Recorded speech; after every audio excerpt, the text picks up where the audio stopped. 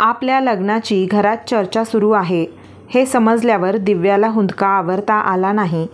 अस्वस्थ होऊन ती म्हणाली, एकदा माझे आयुष्य उद्ध्वस्त करून तुमचे समाधान झाले नाही म्हणून पुन्हा कृपा करा. जशी आहे तसेच मला राहू द्या. माझ्या खोलीतून निघून जा.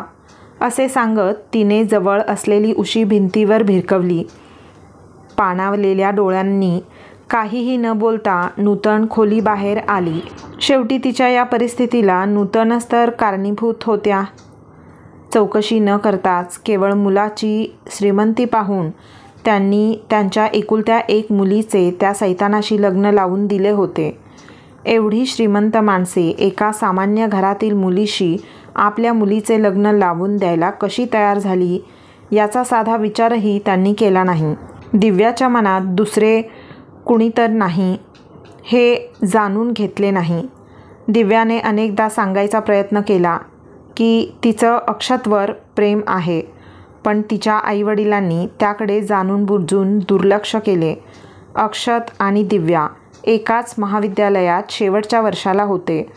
अक्षत दिव्यासोबत दिसताच नूतन त्याच्याकडे इतक्या रागाने बघायचा की बिचारा घाबरून जायचा.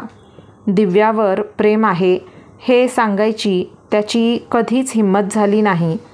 मात्र मनोमन तो दिव्याचाच विचार करायचा आणि तीही त्याचीच स्वप्न पाहायची.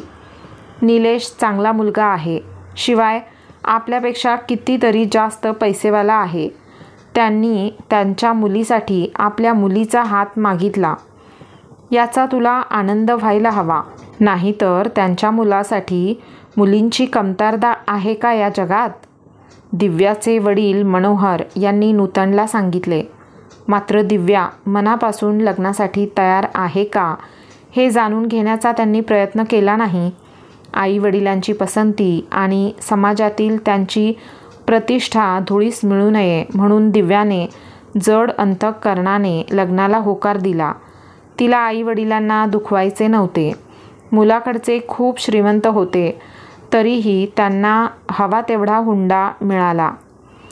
आमची मुलगी एकुलती एक आहे. आमचे जे काही आहे ते तिचेच आहे. मग नंतर दिले काय आणि आता दिले काय, तरी काय फरक पडणार? असा विचार करून मनोहर आणि नूतन यांच्या सर्व मागण्या पूर्ण करीत होते. तरी काही केल्या त्यांचे समाधान होत नव्हते. आपल्या मुलीचे खूप श्रीमंत घरात लग्न ठरले आहे हे सांगताना दोघेही थकत नव्हते.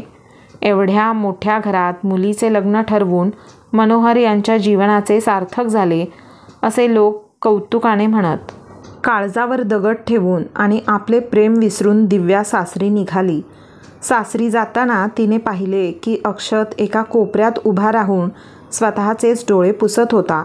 सासरी गेल्यावर नववधूचे जंगी स्वागत झाले. लग्नाच्या पहिल्या रात्री इतर नववधूंप्रमाणे तीही नवऱ्याची वाट पाहत होती. तो येताच दिव्याचे हृदय धडधडू लागले आणि काही वेळातच तिने स्वतःला सावरले. कारण लग्नाच्या पहिल्याच रात्री जर पतीने पत्नीला सांगितले की तो शारीरिक संबंध ठेवायला सक्षम नाही आणि त्यासाठी माफ कर, तर ते ऐकून पत्नीला काय वाटले असेल? क्षणभर दिव्या सुन्न झाली. तिचा पती नपुंसक आहे आणि फसवून त्यांनी लग्न लावले हे ऐकून दिव्याच्या मनावर मोठा आघात झाला. जाणून बुजून तिला असे का फसवण्यात आले? तिचा आणि तिच्या कुटुंबाचा विश्वासघात का करण्यात आला असे तिने पतीला विचारताच तो काहीच न बोलता खोलीबाहेर निघून गेला. दिव्याने संपूर्ण रात्र रडत काढली. लग्नानंतरची पहिली रात्र तिच्यासाठी काळ रात्र ठरली. सकाळी आंघोळ झाल्यावर ती मोठ्यांच्या पाया पडली. लग्नाच्या उरलेल्या सर्व विधी निमूटपणे पूर्ण केल्या. तिने विचार केला की रात्री जे काही झाले ते सासूला सांगावे आणि त्यांनी आपल्या आयुष्याचा असा खेळ का केला याचा जाब त्यांना विचारावा. पण जाब विचारायला तिचे मन धजावत नव्हते. काय करावे हेच तिला सुचत नव्हते. कारण रिसेप्शन वेळी निलेश असा काही वागत होता जसे की त्यांची पहिली रात्र खूपच छान गेली. हसून तो आपल्या मित्रांना त्याबद्दल सांगत होता आणि तेही चवीने ऐकत होते. दिव्याला असे वाटले की कदाचित त्याने त्यांच्या घरच्यांपासून हे सर्व लपवून ठेवले असेल. पूजेच्या दिवशी तिच्या घरचे तिला भेटायला आले. सर्व ठीक आहे ना असे त्यांनी तिला प्रेमाने विचारले. ती मात्र काळजावर दगड ठेवून गप्प बसली. तिने तेच खोटे सांगितले जे ऐकून आईवडिलांना आनंद होईल. एका चांगल्या पतीप्रमाणे निलेश तिला माहेरी सोडायला गेला. अतिशय आदराने तो सासू सासऱ्यांच्या पाया पडला आणि त्याने सांगितले की तुम्ही दिव्याची अजिबात काळजी करू नका, कारण आता ती त्याची जबाबदारी आहे. संस्कारी जावई मिळाल्यामुळे मनोहर आणि नूतन यांना धन्य झाल्यासारखे वाटले. खरे काय आहे हे त्यांना कुठे माहीत होते, ते फक्त दिव्यालाच माहीत होते. ती मनातल्या मनात कुढत होती. सासरी येऊन दिव्याला आठवडा होऊन गेला होता. इतक्या दिवसांत एकदाही निलेश दिव्याच्या जवळ गेला नव्हता. तिच्याशी साधे प्रेमाचे 2 शब्दही बोलला नव्हता. तिच्यासोबत नेमके काय घडते आणि ती इतकी शांत का आहे हेच तिला समजत नव्हते. निलेशने विश्वासघात केलाय हे ती सर्वांना का सांगत नव्हती, पण सांगणार तरी काय आणि कोणाला, असा विचार करून ती गप्प होती. एकदा झोपेतच दिव्याला असे वाटले की कुणीतरी तिच्या मागे झोपले आहे. कदाचित निलेश असेल असा तिने विचार केला. पण ज्याप्रमाणे ती व्यक्ती तिच्या शरीरावरून हात फिरवत होती त्या स्पर्शामुळे तिला संशय आला. तिने लाईट लावून बघितले आणि तिला धक्का बसला. ती व्यक्ती निलेश नव्हे तर त्याचे वडील होते आणि अर्ध्या कपड्यांमध्ये पलंगावर बसून तिच्याकडे वाईट नजरेने पाहत होते. तुम्ही इथे माझ्या खोलीत काय करताय इथे बाबा, असे विचारून ती सावरून उभी राहिली. मात्र निलेशच्या वडिलांनी तिला खेचून स्वतःजवळ ओढले आणि तिच्यावर जबरदस्ती करण्याचा प्रयत्न केला. दिव्याला तिच्या डोळ्यांवर विश्वास बसत नव्हता की तिचा सासराच तिच्यासोबत मी तुमची सून आहे, मग तुम्ही माझ्यासोबत असे? प्रचंड घाबरलेली दिव्या अडखळत बोलत होती. सून? मोठ्याने हसत तो म्हणाला, तुला माहीत नाही का, माझ्यापासूनच तुला या घराला वारस मिळवून द्यायचा आहे, म्हणूनच तर आम्ही तुला या घरात सून म्हणून आणले आहे. हे ऐकून दिव्याला वाटले की जणू कोणीतरी तिच्या कानात उकळते तेल ओतत आहे. ती म्हणाली, वेड्यासारखे काय बोलताय, लाज विकून खाल्ली आहे का? तो मात्र काहीही ऐकायला तयार नव्हता. तो दिव्याच्या अंगावर धावून गेला. कसे बसे त्या नराधमापासून वाचत दिव्याने दरवाजा उघडला. समोर निलेश आणि त्याची आई उभे होते. घाबरून तिने सासूला मिठी मारली आणि म्हणाली, सासरे जबरदस्ती करू पाहत आहेत, त्यांच्या तावडीतून मला वाचवा. खूप झाला हा उंदीर मांजराचा खेळ. नीट ऐक, इथे सर्व आमच्या मर्जीनुसारच घडत आहे. यासाठीच आम्ही तुला सून म्हणून आणले आहे. जास्त आवाज करू नकोस. जे होतंय ते होऊ दे. सासूच्या तोंडून हे ऐकून दिव्याला काहीच सुचेनासे झाले. चक्कर येऊन इथेच पडायला येईल असे तिला वाटले. कसेबसे स्वतःला सावरत ती म्हणाली, म्हणजे तुम्हाला माहीत आहे की तुमचा मुलगा? हो, म्हणूनच तर तुझ्यासारख्या एका सामान्य घरातील मुलीला या घरात आणले, नाहीतर आमच्या मुलासाठी मुलींची काही कमतरता नव्हती. पण मीच का? ही गोष्ट आमच्यापासून का लपवली? या सर्व गोष्टी लग्नाआधी का तुम्ही सर्वांनी आमचा विश्वासघात केला? सांगा ना, रागाने दिव्या म्हणाली. तुम्हाला काय वाटते मी हे सर्व निमूटपणे सहन करेन? नाही, सत्य काय आहे हे सर्वांना सांगेन. काय म्हणालीस? सर्वांना सांगशील? कोणाला? तुझ्या बापाला, जो हृदयरोगी आहे. विचार कर, तुझ्या बापाला काही झाले तर तुझी आई काय करणार? तुला घेऊन ती कुठे जाणार?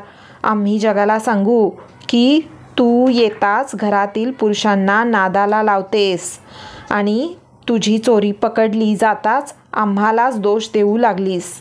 दिव्याचे केस ओढत निलेश म्हणाला, तुला काय वाटले?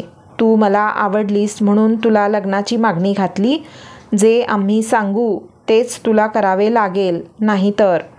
बोलणे अर्धवटच ठेवून त्याने तिला त्या खोलीतून बाहेर काढले. संपूर्ण रात्र दिव्या बाल्कनीत बसून रडत होती. सकाळी तिची सासू समजावत म्हणाली, हे बघ सुनबाई, जे घडतंय ते घडू दे. तुझे कोणाशीही संबंध असले तरी काय फरक पडतो? शेवटी आम्ही तुला या घराला वारस देण्यासाठीच लग्न लावून आणले आहे. हे घर आणि घरातल्या लोकांबद्दल दिव्याला तिरस्कार वाटू लागला होता. दिव्याकडे आता शेवटचा एकमेव आधार होता, तो म्हणजे तिची नणंद आणि नणंदेचा नवरा. आता तेच तर होते जे तिला या नरकातून बाहेर काढू शकत होते. मात्र त्यांच्या तोंडूनही दिव्याला तेच ऐकायला मिळाले आणि तिला मोठा धक्का बसला. तिचे लग्न म्हणजे एक षडयंत्र होते हे आता तिच्या लक्षात आले होते. लग्नाला 3 महिने झाले होते. या 3 महिन्यांत असा एकही दिवस गेला नव्हता ज्या दिवशी ती रडली नसेल. तिचा सासरा ज्या वासनांध नजरेने तिच्याकडे पाहायचा ते पाहून तिच्या अंगावर शहारे यायचे. कसेबसे तिने स्वतःला त्या नराधमापासून सुरक्षित ठेवले होते. मनोहर जेव्हा कधी मुलीला माहेरी न्यायला यायचे तेव्हा दिव्याशिवाय या घराची गैरसोय होईल असे सांगून ते तिला माहेरी पाठवत नसत. त्यांचा दिव्यावर खूप जीव आहे म्हणूनच ते तिला कुठेच पाठवू शकत नाहीत असे ते दिव्याच्या वडिलांना भासवायचे. आपल्या मुलीला त्या घरात खूप प्रेम मिळत आहे असे वाटून मनोहर यांना प्रचंड आनंद झाला. त्यांच्या मुलीसोबत या घरात नेमके काय घडत आहे याची त्यांना पुसटशीही कल्पना नव्हती. वडिलांचा जीव दिव्याला धोक्यात घालायचा नव्हता म्हणूनच ती गप्प होती. मात्र त्या दिवशी हद्दच झाली. जेव्हा तिला तिच्या सासऱ्यांसोबत एका खोलीत बंद करण्यात आले, ती ओरडत होती पण कोणीच दरवाजा उघडला नाही. बिचारी काय करणार होती? खोलीतील फुलदाणी घेऊन तिने त्या नराधमाच्या डोक्यावर मारली. त्याच्या ओरडण्याच्या आवाजाने सर्व दरवाजा उघडून आत आले. त्याची नजर चुकवून दिव्या पळून गेली. आपल्या मुलीला असे एकटे आणि भकास अवस्थेत पाहून मनोहर आणि नूतन यांना आश्चर्याचा धक्का बसला. त्यानंतर जेव्हा त्यांना सत्य समजले तेव्हा त्यांच्या पायाखालची जमीन सरकली. रागाने ते मुलीच्या सासरी गेले आणि त्यांनी जाब विचारला तेव्हा त्यांनी सांगितले की असे काहीच झालेले नाही. उलट त्यांनीच त्यांच्या वेड्या मुलीला त्यांच्या मुलाच्या गाठीशी बांधले. त्यामुळे विश्वासघात तर दिव्याच्या आईवडिलांनी केला आहे. हो का? असे असेल तर तुमचा मुलगा नपुंसक आहे की नाही याची तपासणी तुम्ही करा आणि आमची मुलगी वेडी आहे का याची तपासणी आम्ही करतो. त्यामुळे सत्य उजेडात येईल. तुम्हाला काय वाटले? आम्ही गप्प बसू? नाही, अशा भ्रमात राहू नका. तुम्ही सर्वांनी आतापर्यंत माझ्यातील शालीनता पाहिली आहे, पण आता मी तुम्हाला दाखवून देईन की मी काय करू शकतो. मोठ्यात मोठ्या न्यायालयात जावे लागले तरी चालेल, पण तुम्हाला सोडणार नाही. तुम्हाला सर्वांना जेल होईलच, पण तुझा बाप त्याला फाशीची शिक्षा भोगायला लावली नाही तर मनोहर नाव लावणार नाही. असं सांगताना मनोहर यांचा चेहरा रागाने लालबुंद झाला. त्यांचे असे बोलणे ऐकून निलेशच्या घरचे घाबरले. खोटे आणि गुन्हेगार तर तेच होते, त्यामुळे त्यांची पाचावर धारण बसली. काय विचार करतोस? थांबव त्यांना. तो पोलिसात गेला तर आपल्यापैकी कोणीच वाचू शकणार नाही. मला फाशीवर लटकायचे नाही, घाम पुसत निलेशच्या नराधाम बापाने सांगितले. त्यांना वाटू लागले की हे लोक पोलिसांकडे गेले तर त्यांची अब्रू जाईलच, शिवाय शिक्षा होईल. त्यांनी खूप विनवण्या केल्या. जे हवे ते घ्या, वाटल्यास कानाखाली मारा, पण पोलिसांकडे जाऊ नका. पोलीस, कायदा यामुळे मुलीचे भविष्य आणखी बिघडू नये असा विचार करून मनोहर शांत झाले. मात्र निलेशने लवकरात लवकर दिव्याला घटस्फोट द्यावा अशी अट त्यांनी घातली. दुसरा मार्गच नव्हता. त्यामुळे निलेशने निमूटपणे घटस्फोटाच्या अर्जावर सही केली. पहिल्या सुनावणीतच दिव्याला घटस्फोट मिळाला आणि दिव्या स्वतंत्र झाली होती. पण तिला निराशेने घेरले. जीवनावरील तिचा विश्वास उडाला होता. संपूर्ण दिवस ती एका खोलीत बसून राहायची. नीट खात नव्हती, कुणाशी बोलत नव्हती. मुलीला काही होणार तर नाही ना, ती जीवाचे बरे वाईट तर करून घेणार नाही ना, असा विचार सतत मनात येत असल्याने मनोहर आणि नूतन यांची झोप उडाली होती. मुलीच्या या अवस्थेसाठी ते स्वतःलाच अपराधी मानत होते. दिव्याने पहिल्यासारखे वागावे, तिला आनंदाने जगावेसे वाटावे, यासाठी काय करायला हवे हेच त्यांना समजत नव्हते. दिव्या बाळा, बघ कोण आले आहे, तिच्या आईने लाईट लावत सांगितले. तिने नजर वर करून पाहिले, पण तिला काहीच नीट दिसत नव्हते. सतत अंधारात राहिल्यामुळे अचानक आलेल्या प्रकाशामुळे तिची अशी अवस्था झाली होती. तिने बारकाईने पाहिले आणि ती बघतच राहिली. अक्षत, तिच्या तोंडातून शब्द फुटले. एकेकाळी दिव्या आणि अक्षतचे एकमेकांवर प्रेम होते, पण ते सांगू शकले नाहीत. हे मनोहर आणि नूतन यांना माहीत होते. कदाचित त्यांनीच त्या दोघांना बोलायची संधी दिली नाही आणि त्यांनी स्वतःच दिव्याच्या आयुष्याचा निर्णय घेतला. आता मात्र अक्षतच त्यांच्या मुलीच्या ओठांवर हसू आणू शकत होता. तोच तिला आयुष्यभर साथ देऊ शकत होता, असा विचार करून त्यांनी अक्षतची दिव्याशी भेट घडवून आणली. थोडासे संकोचत अक्षतने विचारले, कशी आहेस दिव्या? तिने मात्र काहीच उत्तर दिले नाही. मला विसरलीस का? अगं, मी अक्षत आहे. अक्षत, आठवते का? तिला बोलते करण्याच्या हेतूने त्याने विचारले. तरीही दिव्या गप्प होती. अक्षत हळूहळू तिला जुन्या गोष्टी, महाविद्यालयातील आठवणी सांगू लागला. सर्वांच्या नजरा चुकवून दोघे रोज एकमेकांना कसे भेटायचे, कॅन्टीनमध्ये बसून कसे कॉफी प्यायचे, तो जुन्या आठवणींना उजाळा देत होता. दिव्या मात्र भकास नजरेने पाहत होती. तिची अशी अवस्था बघून अक्षतचे डोळे पाणावले. तो म्हणाला, दिव्या, तू स्वतःला अंधाऱ्या खोलीत का बंद करून घेतलेस? जे घडले त्यात तुझा काहीच दोष नव्हता. स्वतःला शिक्षा का देतेस? काळोख खात बसल्यामुळे तुझे दुःख दूर होईल का? जे तुझ्याशी चुकीचं वागले त्यांना शिक्षा मिळेल का? सांग ना. तर मग मी काय करू? काय करू? मी तेच केले ना, जे माझ्या आईवडिलांनी सांगितले. पण मला काय मिळाले? डोळे पुसत दिव्याने विचारले. तिचे बोलणे ऐकून नूतन हुंदके देत रडू लागल्या. दिव्याचे हात आपल्या हातात घेऊन अक्षत म्हणाला, कधीकधी आपल्याकडून चुका होतात, पण त्याचा असा अर्थ होत नाही की आपण त्या चुका कुरवाळत बसून स्वतःचे जीवन नरकासारखे करावे. जीवन आपल्याला हेच सांगत असते की आपण आपली वाट स्वतः शोधायची आणि विश्वासाने त्यावरून मार्गक्रमण करायचे. तणाव आणि निराशेचा अंधार बाजूला सारून जीवनात आनंदाचा प्रकाश पसरवणे सहज शक्य आहे. फक्त त्यासाठी घडून गेलेल्या वाईट गोष्टी विसरून जाणे गरजेचे आहे. दिव्या, तुझ्या मनात भीतीने घर केले आहे. तुला ती भीती मनातून काढून टाकावीच लागेल. तुला असे पाहून तुझ्या आईवडिलांना काय वाटत असेल याचा विचार केला आहेस का? अगं, त्यांनी तुझ्या भल्याचाच विचार केला होता ना. त्यांच्यासाठी, स्वतःसाठी तुला निराशेच्या गडद होत चाललेल्या अंधारातून बाहेर पडावेच लागेल दिव्या. अक्षतच्या बोलण्याचा दिव्यावर हळूहळू परिणाम होऊ लागला होता. ती म्हणाली, आपण आपला आनंद, आपली ओळख, आपला सन्मान दुसऱ्याकडे मागतो. असे का होते अक्षत? कारण आपल्याला आपल्यातील क्षमतेची जाणीव नसते. नीट डोळे उघडून बघ. तुझ्या समोर तुझे सुंदर जग आहे. अक्षतच्या बोलण्याने तिला नजर वर करून बघायला भाग पाडले. जणू तो सांगत होता की दिव्या, अजूनही मी तिथेच उभा राहून तुझी वाट बघत आहे, जिथे तू मला एकट्याला सोडून गेली होतीस. फक्त तुझ्या होकाराची प्रतीक्षा आहे दिव्या. मग बघ, मी तुझे आयुष्य आनंदाने उजळवून टाकेन. अक्षतच्या छातीवर डोकं ठेवून दिव्या ओक्साबोक्शी रडू लागली. जणू कधीचे साचून राहिलेलं दुःख घळाघळा डोळ्यांतून ओघळत होते.